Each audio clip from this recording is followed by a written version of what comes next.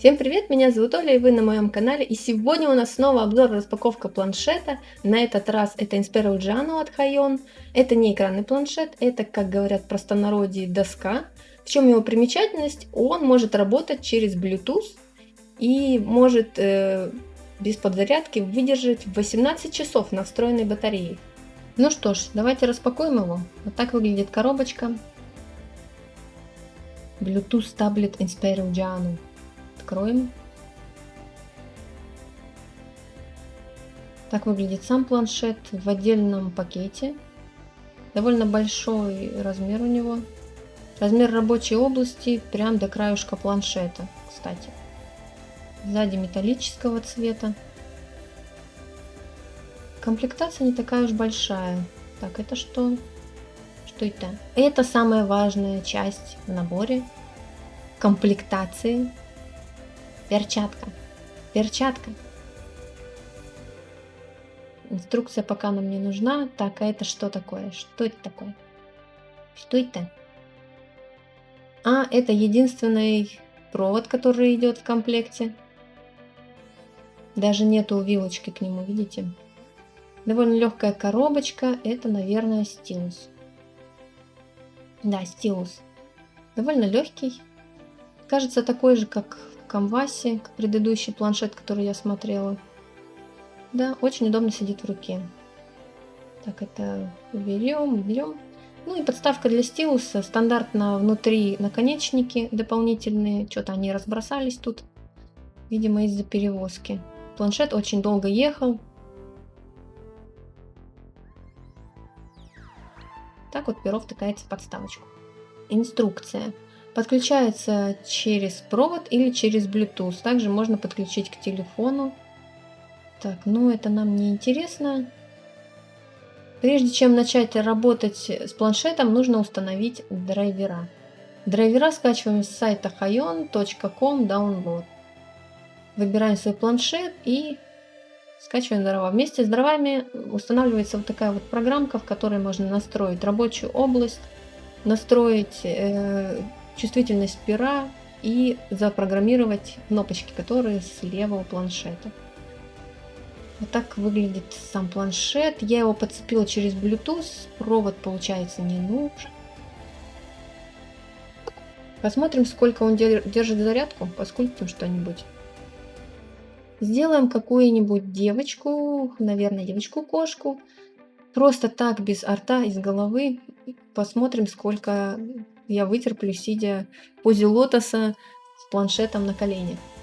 Скорее всего, недолго. Очень удобно то, что планшет не подключается никуда проводами. Прям такое чувство свободы. Если бы он был еще экранный, вообще бы было супер.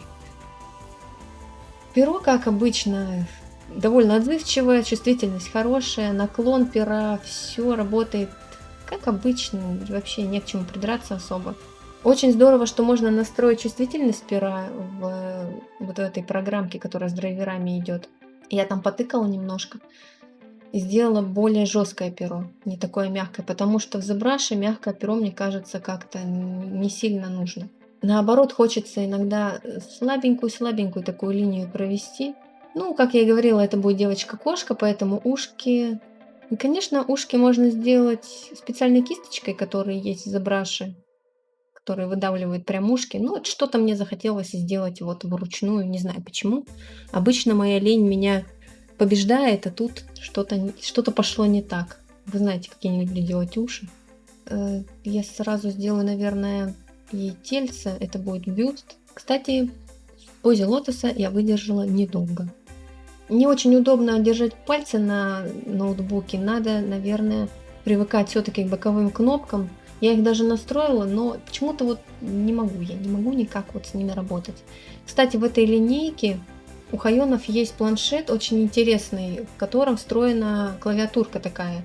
Ну, то есть не клавиатурка, а кусок клавиатурки. Но мне кажется, довольно удобно выглядит. Ой, еще бы экранник с такой клавиатуркой. Вообще бы красота была. Кто о чем?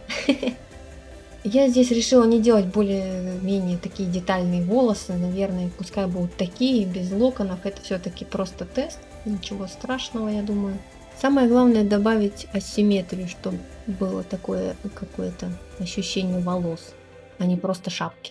То есть быстренько ее покрасим. Какого цвета волосы? Розовые? Наверное, розовые. Хотела сделать ей куртку, а потом все-таки сделала просто рукава. Не знаю почему. Какая-то странная одежда.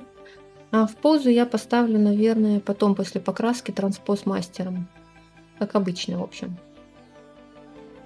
Покрасим ей глазки. Какого цвета? Ну, не зеленый, желтый. Пусть будут желтые, наверное. Зеленый слишком банально для кошки, пусть будет желтый. Зачем я сделала углубление в глазу? Потом в мармосете я настрою специально материал глаза, чтобы сверху была такая склера, которая будет блестеть, а внутренний глаз будет, ну, как натуралистично, короче. Покраску более-менее стандартную делаю, без всяких микропор и прочего, просто для теста. Большая область планшета, наверное, не очень удобно, когда работаешь на ноутбуке. Мне кажется, что ноутбука экран меньше, чем область у планшета. Надо экран побольше все-таки. Вот такая кошечка у нас получилась. В целом планшет мне понравился. Мне нравится, что у него нету вот этой заморочи с проводами, что не нужно его постоянно подключать к розеточке, где-то искать источник сети. Короче, мне нравится, что он такой портативный, переносной. И можно его прям куда-то на природу вместе с ноутбуком взять, в лесочке посидеть, что-то поскульптить. Не понравилось, наверное, мне опять клавиши боковые, я не могу к ним привыкнуть. И мне нужно посмотреть, наверное, вариант планшета с клавиатуркой. В итоге я просидела, не заряжая планшет, примерно часа 4, но он у меня не сел даже наполовину. Поэтому батарея, я думаю, держит хорошо. На этом мой мини-обзор закончен. Спасибо всем, кто посмотрел. И до новых встреч. Пока!